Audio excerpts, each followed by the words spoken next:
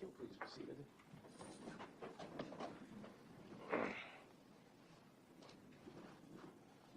We'll call a record again on State versus Geyser, same case number and same appearances. We last ended before lunch with the Attorney Cotton being prepared to call an additional witness. And I'm assuming that was Ms. Portman? Yes. And so she's prepared to testify at this time? Yes. All right, thank you. Ms. Portman, has she been called through?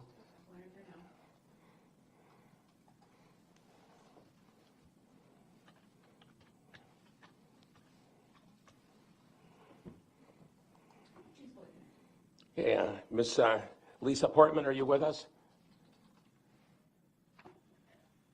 Hello, Ms. Portman, are you there? You're muted.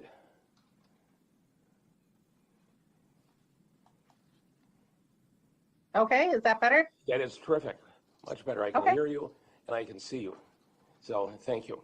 Now you're being called as a witness today, so I'm going to ask you to stand, raise your right hand, and our clerk will swear you in. Raise your right hand, the clerk will swear you in. Do you swear that the testimony you're about to give in this matter before the court shall be the truth, the whole truth, and nothing but the truth, so help you God? Yes. All right, thank you. You may be seated. And then if you'd, once you're seated and comfortable, state your full name and spell your last name. Lisa Portman, Portmann. All right, thank you, Ms. Portman. Then I'll turn to Attorney Cotton. Thank you. Good afternoon, Ms. Portman. Thank you for being here. Hello. What is your job at? Where do you work? Winnebago Mental Health. What do you do at Winnebago? I am a treatment social worker. What is a treatment social worker?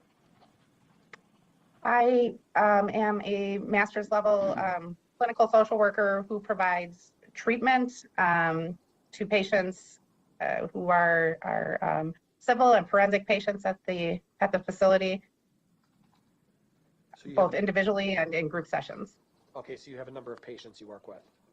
I do. Are you familiar with Morgan Geyser? I am. How are you familiar with her? She is one of the patients assigned to me for individual therapy. And so you work with her. Is it fair to say that you're her therapist? I am. How long have you been providing therapy with Ms. Geyser? I started therapy with her in, I believe, March of 2024. Does it continue to this day? It does. And are you a one-on-one counselor with her, or is this a group setting, or is it both? I do both. So Morgan is this a requirement of hers that as part of her treatment plan at Winnebago, she's required to participate in therapy? She has a treatment schedule for group therapy, group treatments.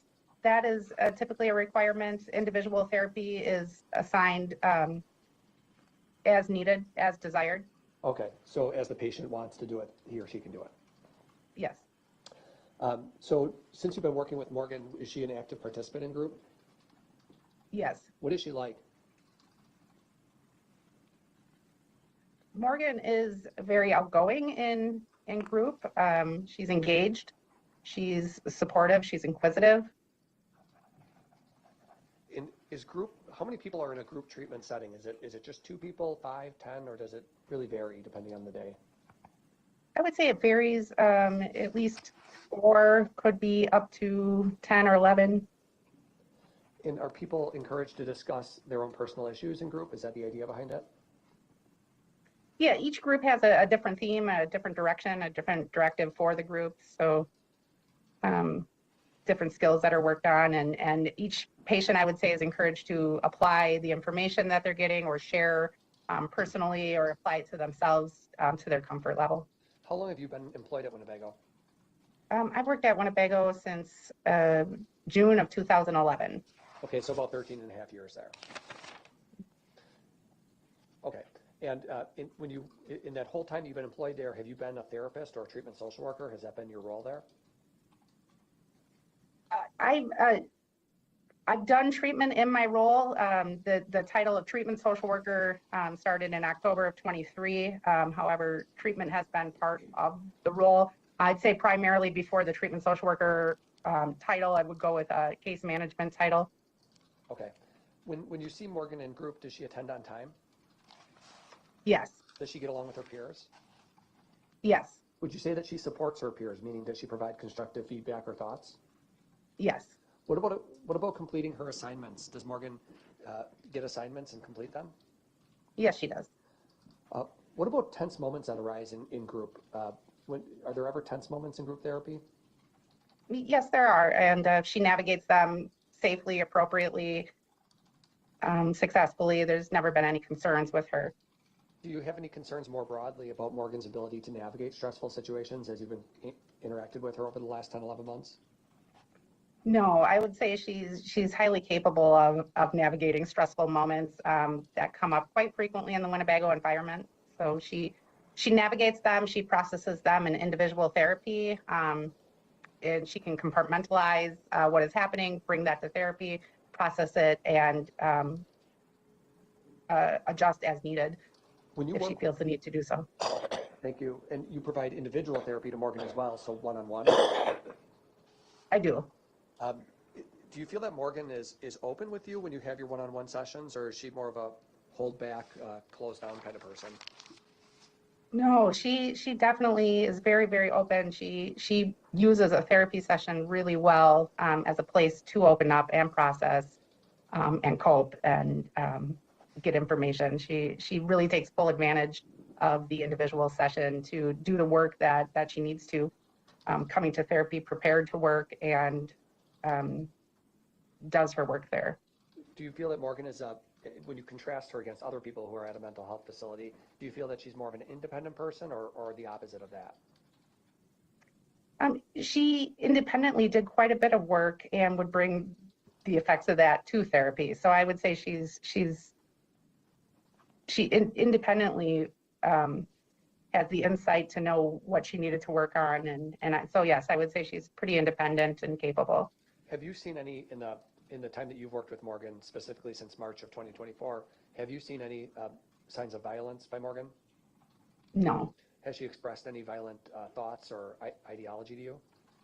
no, And just so the record is clear, Ms. Geyser has given you permission to speak about her medical treatment that you're providing, okay? yes, So, and I know these individual sessions are private sessions. It's almost akin to a doctor-patient privilege setting, isn't it? yes, And in those private sessions, do you encourage Morgan to open up with you in those private sessions? yes, About any thoughts or fears or concerns that she might have that within her head? yes. Has Morgan expressed anything that's raised alarms at all with you during the time that you've treated her about being violent towards others or self-harming herself? No, What about damage to property? Do you, obviously, well, let me take a step back. When you're working with someone in a one-on-one setting, you're listening to what they tell you, but you're also looking at the visual cues that you observe, aren't you? yes, Whether a person is smiling or crying or having a panic attack, you're trained to look for those things, aren't you? yes.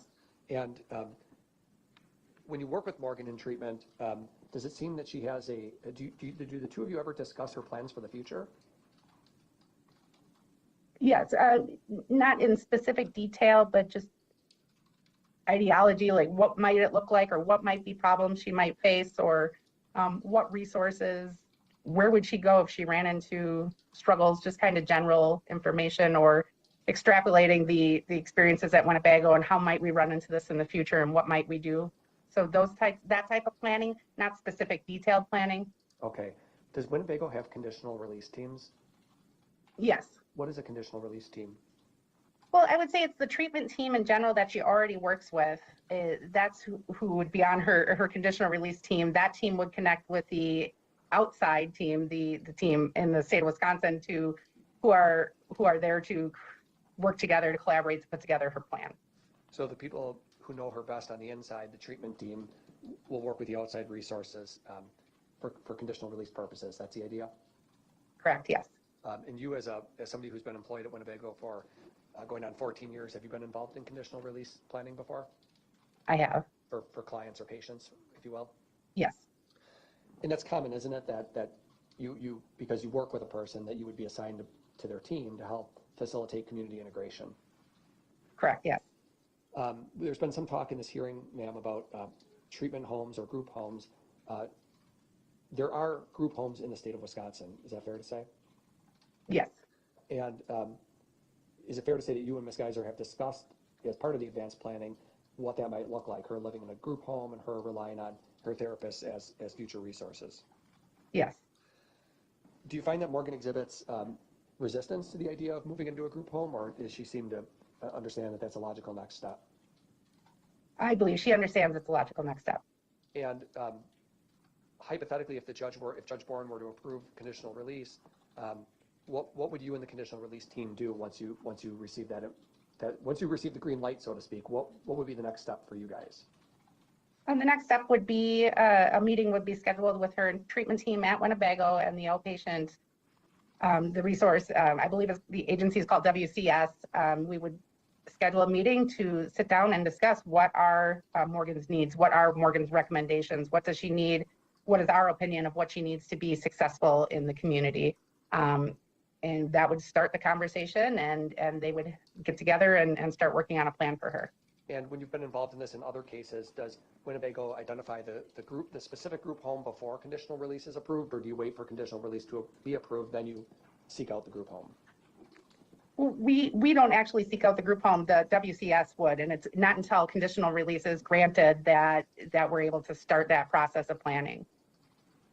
Okay, so once approval is given for conditional release, then you coordinate with WCS and the other resources in the state to make sure there's a suitable facility. Yes. And does that get presented to the judge, as you understand it? Yes. Okay, so then the judge decides whether or not that it seems suitable in his opinion. Correct.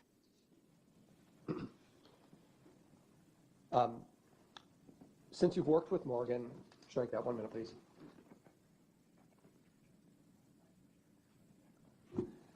Just a couple more questions, Ms. Portman. You're aware of the fact that Ms. Geyser sought conditional release 6 or 8 months ago. Are you not? Yes. And you were her therapist at that time, right? Yes.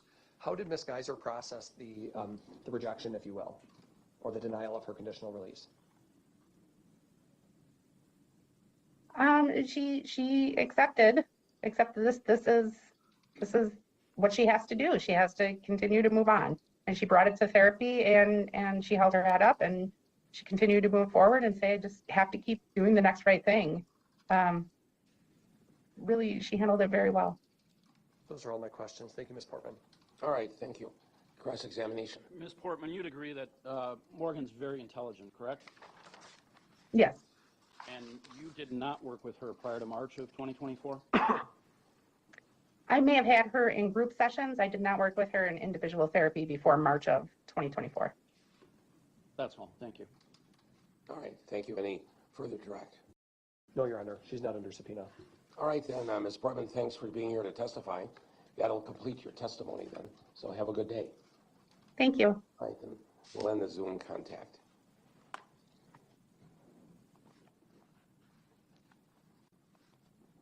Then, Attorney Cotton, further witnesses? No, Your Honor.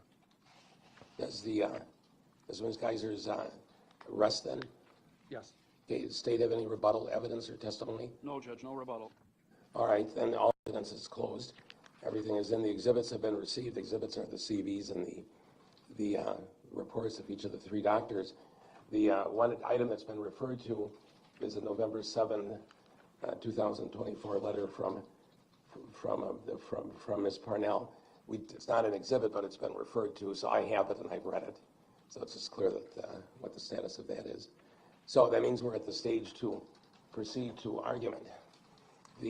How do the parties wish to proceed today? I'm prepared to hear argument this afternoon. Okay. So do you need a little bit of time to? I'm prepared to go forward, Judge. All right, Attorney Cotton? Yes, we are too. All right, well then, let's go forward. And I'll hear from the attorneys who tackle this. Keeping in mind the state has the burden of proof. Judge, I guess I'm fairly easily prepared to go forward because... Could you use your microphone, please? Sure. Is that better? It should be, we'll see. I'm prepared to go forward because preparing my argument was really pretty easy. I have in my hand, Judge, a transcript of your decision the last time we were here, and I have the Randall case. And that's really my argument, Judge. I think in looking at the court's analysis of this, back in April of 2024, there's not really anything different here, in my opinion, in terms of how the analysis comes out.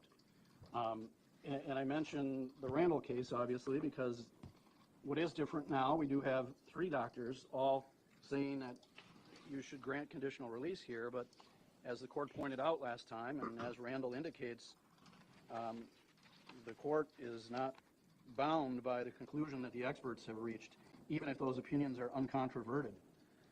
So certainly the court has to make up its own mind as to whether or not the evidence at this point indicates a substantial risk of bodily harm to herself or to others.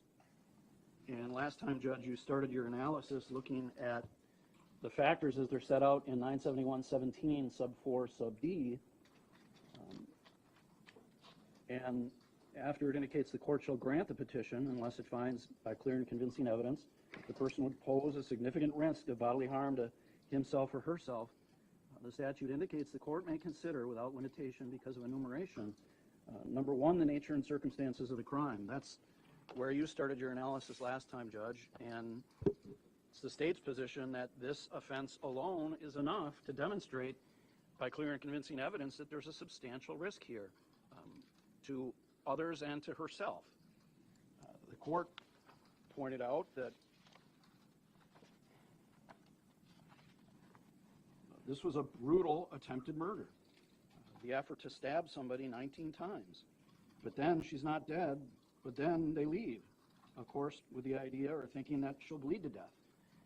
You know, when I think about this, Judge, I can't help but thinking most people in society are not capable of committing the offense that Morgan Geyser committed. Most people are not capable of taking a knife and plunging it into someone else. One time, Morgan, as we know, did it 19 times and then left this victim to bleed to death and walked away. So, again, the state's position is the offense alone is enough, Judge, to find that there is a significant risk. I know Dr. Collins indicated that certainly the underlying offense is a factor. I think it has to be a huge factor when you're tasked to consider whether or not she represents a risk of substantial bodily injury. The court then went on to analyze the situation by looking at her mental history and present mental condition. And I think that also is still, Judge, very much up in the air. And I'm not saying it's necessarily up in the air because she's experiencing psychotic symptoms or she's delusional. Those things aren't present. But as the court indicated last time in your decision, Judge, we still don't really know why Morgan Geyser committed this offense. And we've had different reasons provided over the years. The court pointed out the diagnosis initially was, or the rationale was Slender Man. And the diagnosis was schizophrenia. Then we have Morgan indicating at some point that, I believe it was shortly before our last hearing in April of 24, sometime in 2023, that she faked all of these hallucinations. Really, as you indicated, really the groundwork for the schizophrenia diagnosis, and she made it up. Then the explanation, I guess, shifts from Slender Man to trauma-related from sexual abuse by her father. And the sexual abuse is used, I guess, to go 2 different routes. One, the trauma from that was such that she lived in this fantasy world, or the trauma was such that she felt her only way out was to commit an offense as horrendous as this and be removed from the situation. We're not really sure which of those 2 reasons is at play here, but that was the explanation offered. And now, apparently, she's backed off the claim that she made this all up. And now, again, I think we're in a position where we really don't understand it. We, in looking at the doctor's reports regarding this, I guess I would first go to page 4 of Dr. Robbins' report, where he tries to address this and indicates in the middle of the first paragraph on that page, I believe the only reasonable explanation is that either, he uses the word either, so the only reasonable explanation is one of two. He offers two. Again, we don't know which it is, but he offers two, indicating that she did experience psychotic symptoms, or much more likely, her fantasy was so powerful, she came to believe it was real. And for multiple reasons, I assume he's talking about afterwards, particularly not wanting to see herself as evil following the events, she had a hard time letting go of it.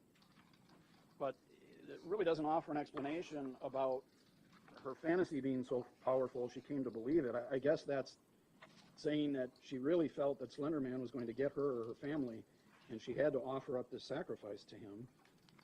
But he also said at the same time it could be that she was experiencing psychotic symptoms. Now, what page of Dr. Robbins' report are you on? That is page 4 of Dr. Robbins' Right. report, the middle of the paragraph on top. I see it. Very I'm not good. clear or sure which one of those it is. I'm sorry? Yeah, I see it. I see where you're reading from. Okay. In looking at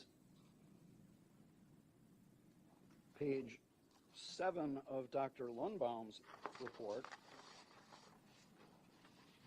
and this is the last paragraph at the bottom of page 7, in contrast to her previous self-report, Ms. Geyser denied she ever feigned symptoms of psychosis. So now she's saying she didn't make up these symptoms. But Ms. Geyser says, rather, until my late teens, I thought I could make imaginary friends real. They existed in my mind, but they weren't in front of me.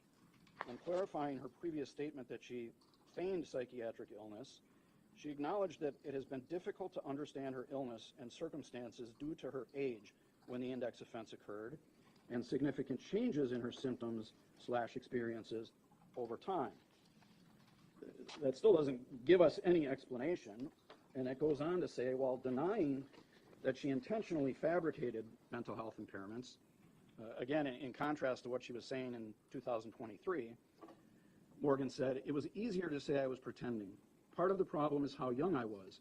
I didn't really understand the severity of what happened until I was about 14. She made further comments suggesting her difficulty discerning fantasy from reality during her adolescence. In combination with periods of dissociation, she acknowledged breaks in her reality attachment. Again, that doesn't offer, and I haven't really seen anything in the doctor's reports that offer an explanation of what she understands now is the reason for her being involved in this offense.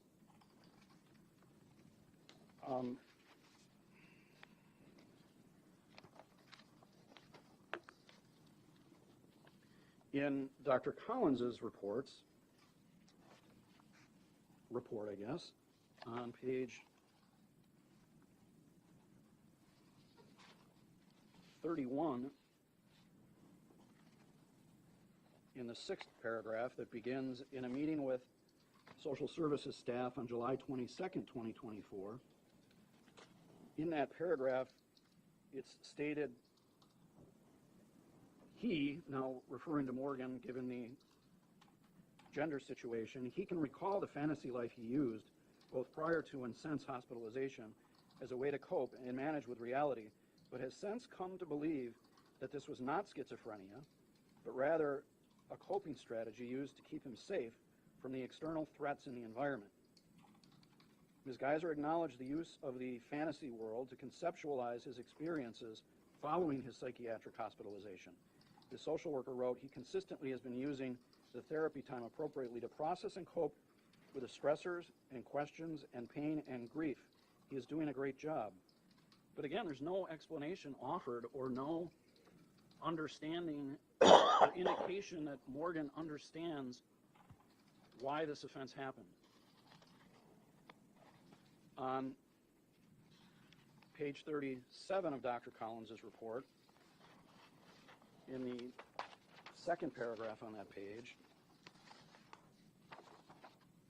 Dr. Collins indicates, while it is this examiner's opinion to a reasonable degree of professional certainty that facts weigh in favor of Ms. Geyser's petition and placement on conditional release at this juncture, I also recognize considerations which may give pause. The issue of Ms. Geyser's diagnostic enigma is one such consideration. Ms. Geyser now reports that she has never experienced auditory hallucinations or psychotic symptoms otherwise.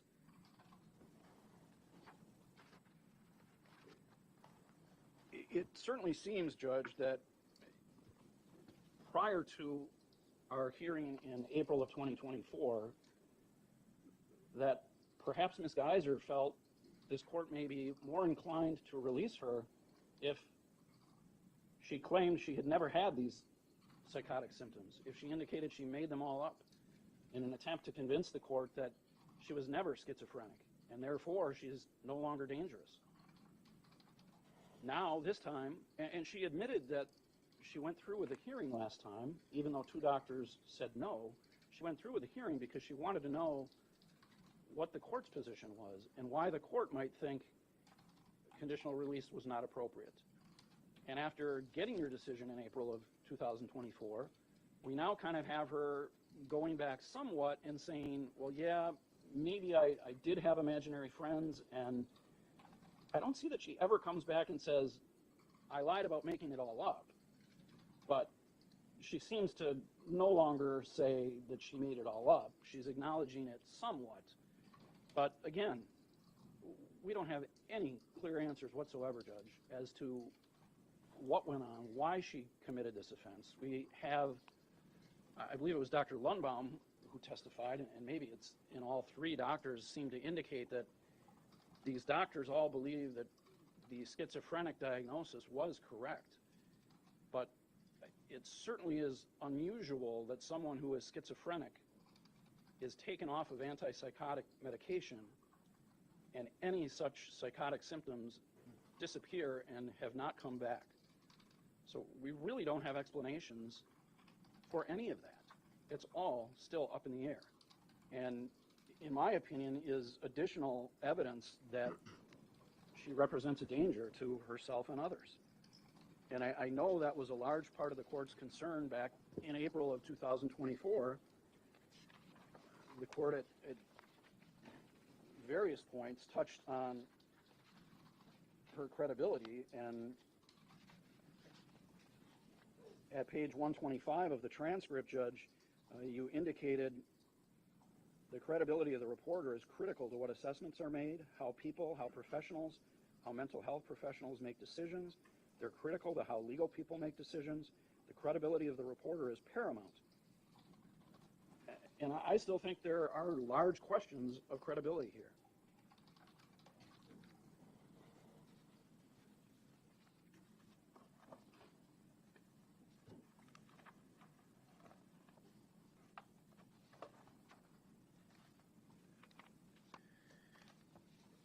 The other area the court touches on in its analysis relates to the other factors that are listed in 971.17 sub 4 sub D, considerations revolving around where the person will live, how the person will support him or herself, what arrangements are available to ensure access to and the person will take necessary medications, and arrangements possible for treatment beyond medication. We've heard a lot about, well, we think a halfway house or a group home is the next logical step. And it was testified to by Ms. Parnell, which I found very interesting, when she said that the Department of Health Services and the Department of Corrections, in my opinion, they have this backwards because it's not consistent with the law. The law lists these things as things the court needs to consider in making a conditional release decision. And Ms. Parnell testified that, well, they don't go through all the paperwork to look at various group homes or placements or provide any of that information at this stage because they don't want to put that work in and have the court deny the petition for conditional release. Well, those are things that the law says you're supposed to require or consider. You can't consider those when they're not willing to put in the work to show the court what a plan might look like, where she might live, where she might work, who she might be with, how they're going to provide treatment. Those are all unknown, much as the court pointed out they were unknowns back in April of 2024. I know, Judge, you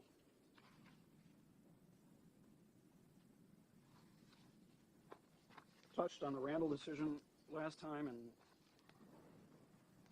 it indicates that making this decision requires a careful balancing in society's interest in protection from harmful conduct against the equity's interest in personal liberty and autonomy. We had questions, I think, to all of the doctors. Well, is staying at Winnebago actually harmful to Morgan? And we heard that, in their opinion, maybe it is, but that's not really a factor that the court has to look at. It's a balancing of society's interest and the community's interest in protection balanced against any interest of the equity in liberty or autonomy.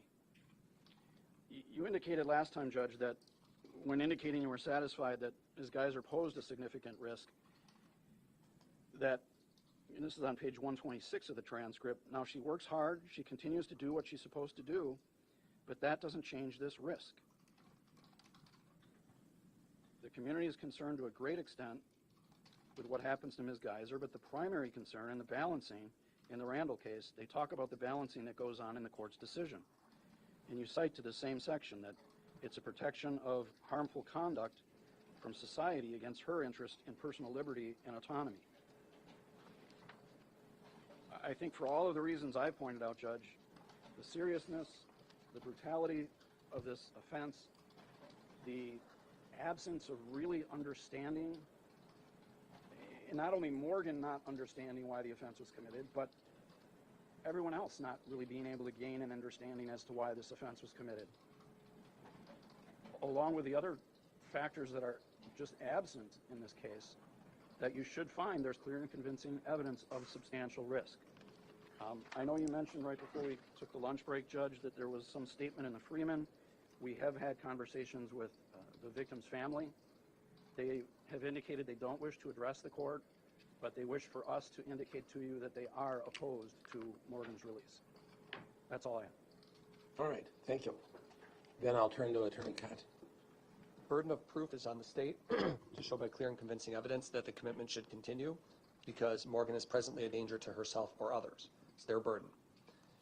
Clear and convincing standard means that the evidence is highly and substantially more likely true than untrue when the court looks at the evidence that the state introduced today at today's hearing. State called as its witness Brooke Lundbaum. That was their only witness to meet their burden of proof. The only evidence they put in was Dr. Lundbaum. And Dr. Lundbaum has a long history with Ms. Geyser. As the court knows, Dr. Lundbaum's history of Ms. Geyser goes all the way back to when she did a competency evaluation very early on in the case before Ms. Geyser was adjudicated NGI.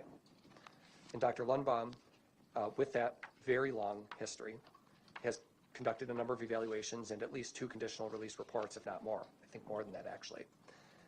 And last time Dr. Lundbaum testified, the state called her last time as well to meet their burden of proof, she indicated that she did not support release. So what does the state do now in January of 2025? They call Dr. Lundbaum again. And now their witness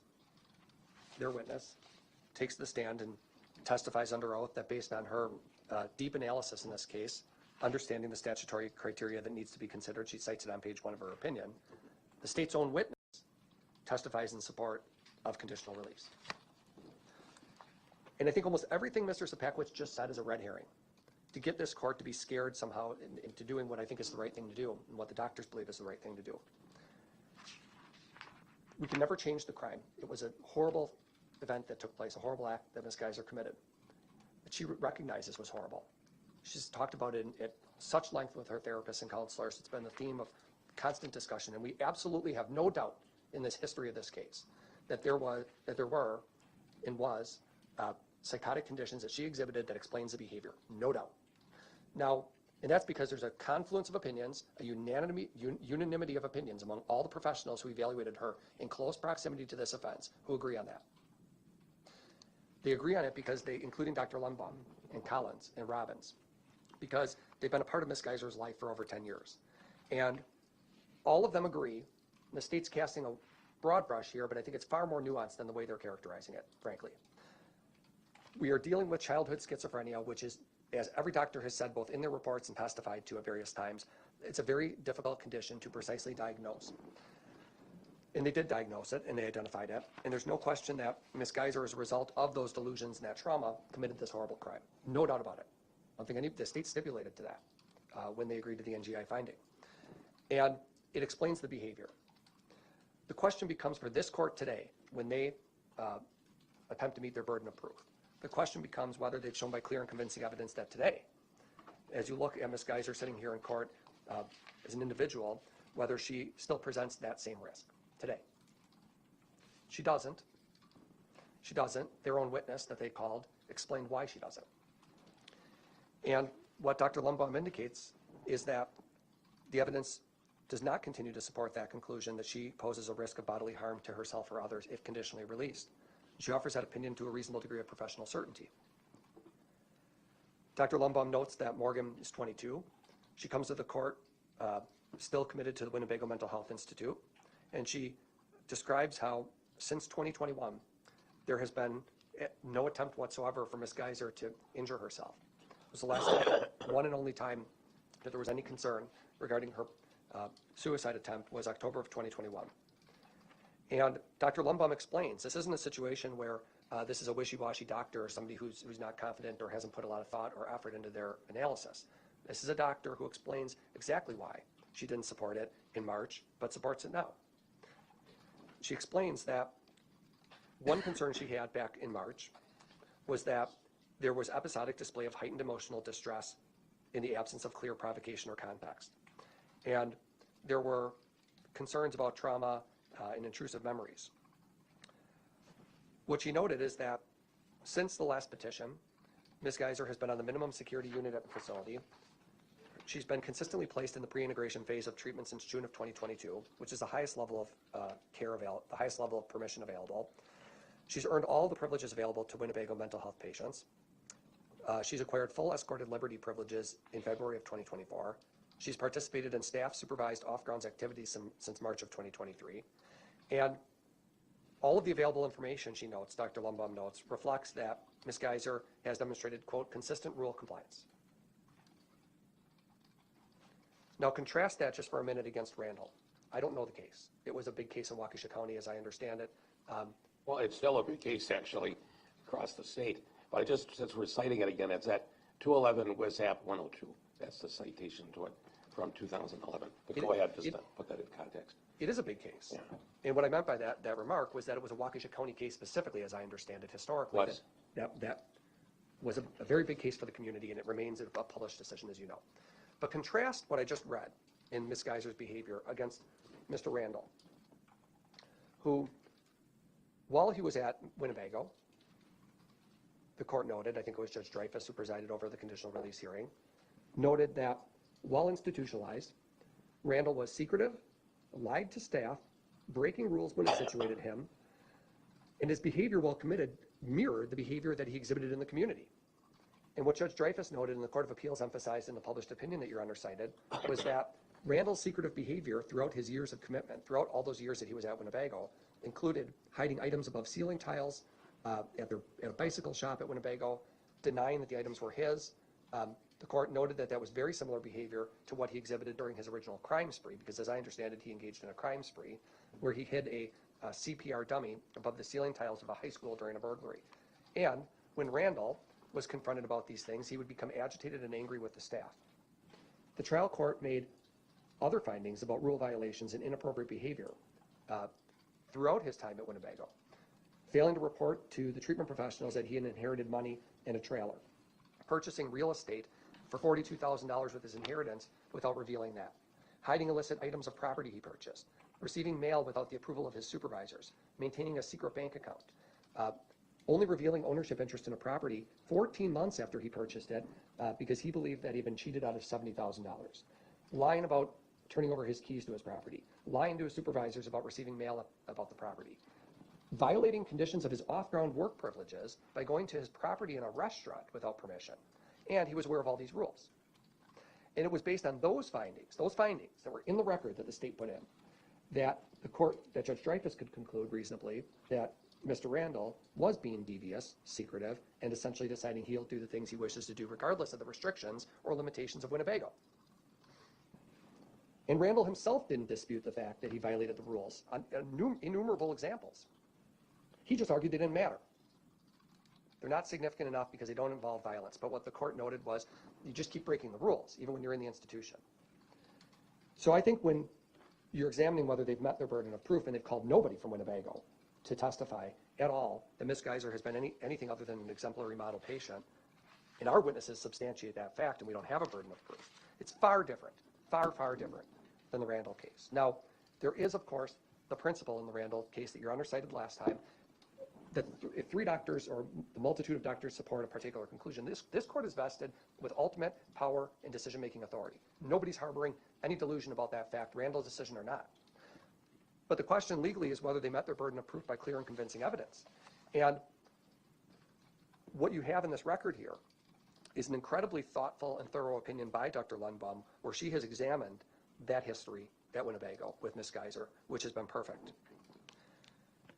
We know, and you have in personal knowledge, Your Honor, of Ms. Weier's case, the co-defendant, you have personal knowledge in this situation of what happens in conditional release hearings, not just from that one, but from other cases you've presided over, and you know how the process works. Once a court approves conditional release, the facility will have 60 days to put together the plan with the treatment professionals in the community, WCS and DHS. And they'll put together a plan, and they will identify the group home for Ms. Geyser to live in. That's what they do for people who aren't going to go home to their parents. Put them in a group home. And you don't have to approve that. You can reject it. You can look at the plan they put together and say, I don't think a group home that they've identified is suitable, and I don't think these conditions make sense, and you can modify that or reject that as you see fit. But to trigger that process to occur requires you to grant conditional release. That's why this is so important. It's important because Ms. Geyser continues to demonstrate throughout her time at Winnebago consistent adherence to the rules of the facility. And as Dr. Lundbaum is noting, and as every doctor notes, and every person at Winnebago noted, that Ms. Geyser will be placed in a group home and supportive environment. She will be closely supervised by staff as she reintegrates into the community. And as you know from Ms. Weier's case, there will be GPS monitoring. She'll be on a bracelet that will undoubtedly be ordered, and it'll be ordered so that Ms. Geyser's whereabouts are known 24/7. So that was the state's expert. The one witness they called meet their burden of proof testified contrary to the arguments that they're now making, which is that Ms. Geyser should be essentially indefinitely detained in the facility, because it seems to me that none of these arguments will change. And Ms. Geyser herself has truly maximized the services available to her at Winnebago, and she's shown through her performance that she's not a risk. But it's not just Dr. Lundbaum. It's Dr. Robbins, who's the former director of Mendota, and I don't know who the experts were in the Randall case, but you do have to look at you do consider as part of this analysis who the experts are that are called to testify. There's different levels of doctors and professionals and caregivers in society. Some doctors are new, some are inexperienced, some don't do a thorough job, and then there's others that are immensely qualified. There's a wide range, just like there are of lawyers and other professionals. So last time we were here, 2 of the 3 doctors didn't support release, although Dr. Collins was close. She wanted to see additional positive progress by Ms. Geyser. Dr. Robbins, who is the second witness to testify, is the former director of the Mendota Mental Health Facility. And he evaluated Ms. Geyser, he studied the history, and he also supports release. He concludes that she's not a substantial risk based on his study of the history. I think probably I hate to rank witnesses, but I think in terms of the length of the report, Dr. Collins' report was certainly the longest. You have personal familiarity with Dr. Collins in countless cases where she's appeared in front of Your Honor, and you do bring that to the table when you evaluate this situation. You consider your life experiences, you consider your history with Ms. Geyser, with the co-defendant, and also your familiarity with the doctors. Dr. Collins is the gold standard, if you will, of psychological evaluations. She has incredible experience, dozens of years working in this field. She runs behavioral consultants. She's the head of the Wisconsin Forensic Unit. This is a doctor who, by all accounts, I think even the state would agree, the state will frequently use Dr. Collins for its purposes. But Dr. Collins endorses Ms. Geyser's release to conditional release. When you read her report, I don't want to belabor it, but we went through it item by item, Your Honor, and Dr. Collins went through the full history of everything that's happened in this case. She went back through the competency evaluations, she went through the medical records, she read the summaries, she talked to the people at Winnebago, and she reached a conclusion that Ms. Geyser is no longer a substantial risk of violence to herself and others. Part of that is, as Ms. Nicolai pointed out when she called the first witness, there are some tests, the HCR test, for example, that they use to help shape their opinions. But It's also, Dr. Collins' opinion is also the product of her long history with Ms. Geyser, interacting with her, talking to her, working with her. And I thought it was significant that Dr. Collins talked about Ms. Geyser's incredible insight that she has into both why the crime happened, as well as what her needs are in the future.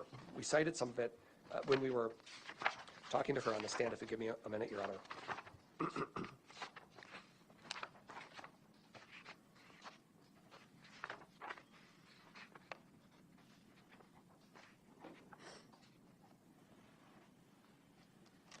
When she asked Ms. Geyser about her symptoms and whether there was any malingering, Morgan said unequivocally that she was delusional and thus psychotic years ago. And whether those symptoms were triggered by schizophrenia or trauma, the way you figure that out is exactly how Kayla Pope, the medical director of Winnebago, proposed addressing it. A person is medicated, they've been stable for a sufficient period of time, and we start to wean them off medication to see whether or not the condition has gone into remission or resurfaces. If it resurfaces, resume the medication. If it doesn't, continue on the positive track that we're on. And that's far different than Randall. Far different, because as I recall the decision pointing out, there was a finding by the court that there was no mental health explanation for any of this. And the crimes weren't even attributable to mental illness, unlike here where they are.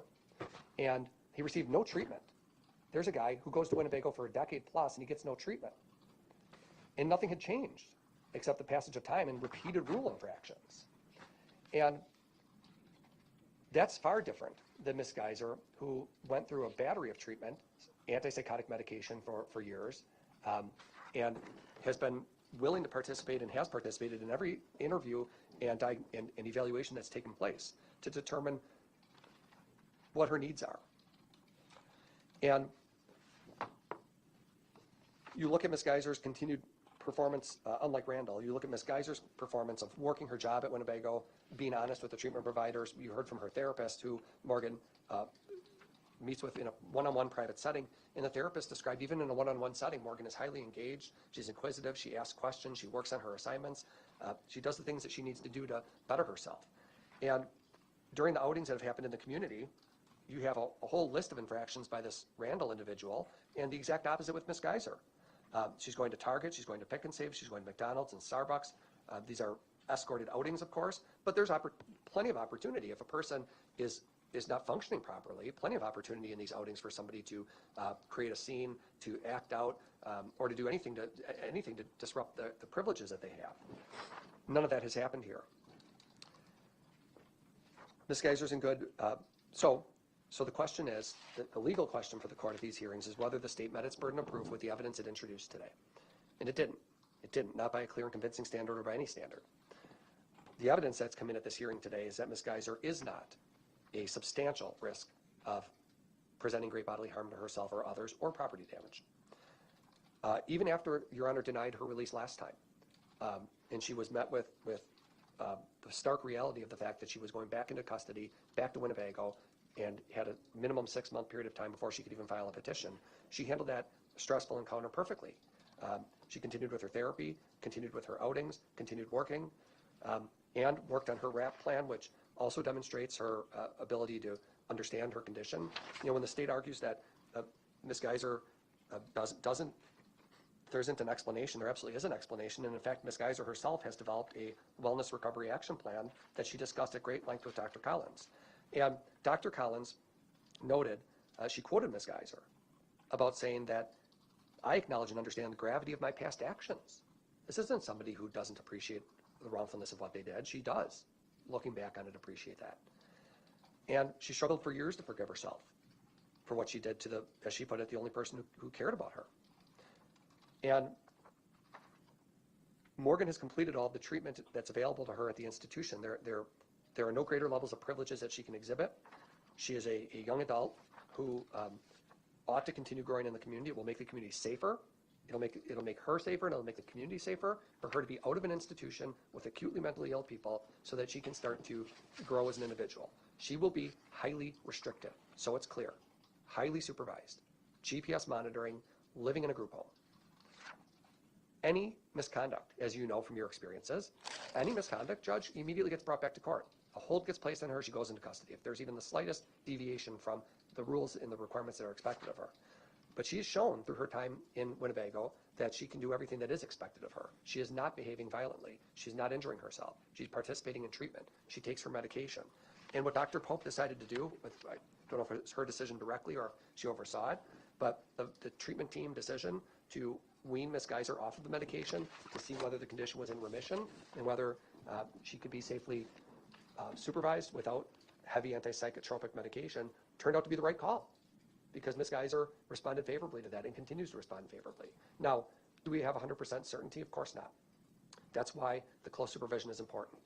I would just end by noting that just how different this is from the Randall situation in almost every respect. The quality of the doctors that support it, the unanimity of opinions, the thoroughness of the reports, the individual herself sitting here and the things that she's done to prove herself. In the record that's in front of you, the record that the state put in the Randall case showing the pattern of deviousness, dishonesty, deceptiveness that mirrored the crime, justified Judge Dreyfus's decision. No question about it. But this record is devoid of that. Thank you. All right, thank you, appreciate it. Then Attorney Zepakowicz, do you have a rebuttal argument? Just briefly, Judge, and I don't think this is certainly a determining factor, but it seems to be fairly easily swept under the rug by maybe the doctors and by the defense here. We had this offense occurred in 2014, and we have her suicide attempt 7 years later in 2021. So a long period of time went by between when she engaged in this violent episode towards the victim and then engaged in what I would describe as another violent episode regarding herself, which by all accounts was certainly a very serious attempt to kill herself. There were 7 years in between those two events, and to say, well, the suicide attempt was a long time ago, it was less than 4 years ago. So I don't think that that can so easily be considered as being so dated that it is not something that the court can consider when assessing whether or not she currently represents a substantial risk. I went back to look at, and I guess I'm unsatisfied, Judge, and I think the court should be as well, from the doctor's explanations of things, because when I look at Dr. Lundbaum's report, and I start at the bottom of page 15 under her analysis and conclusion section, Dr. Lundbaum talks about Dr. Lundbaum's report prior to the hearing in April of 2024 and notes that in that prior report, she raised concerns about Ms. Geyser's remarkably low understanding of her psychiatric illness, especially given her claims that she fabricated psychosis at the time of and for several years after the index offense, in clear contrast to the abundance of evidence available. I noted that the inconsistency in her self-report over time complicated the prediction of her risk for future violence and the ability to create an appropriate supervision and treatment plan. I guess what I'm unsatisfied with, Judge, is there's then no explanation in this current report how that's not still a problem. There's no explanation of how we get past the prior inconsistencies in Morgan's self-reporting and how, over time, that affects the prediction of her risk for future violence. Dr. Lundbaum just kind of skips over that and goes into, well, she's following the rules, she's doing well, hasn't caused a problem, and therefore, because of all that, I believe release is now appropriate. But again, there's no explanation how we get past that prior inconsistencies in her self-reporting. So that's all. Thank you. All right, thank you, Mr. Zepakowicz. I'm going to take about a half-hour recess just to review items, and we'll come back. Let's plan to come back about 3:15. So we'll be in recess up to that point. Thank you.